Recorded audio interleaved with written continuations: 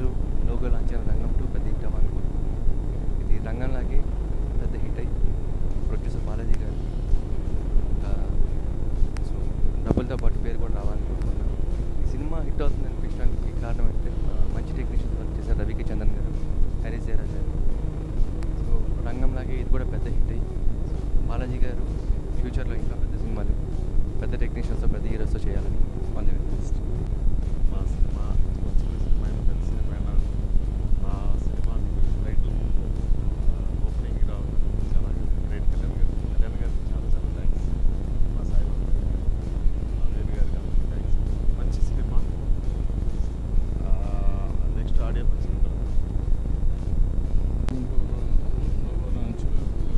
Director గారికి thanks.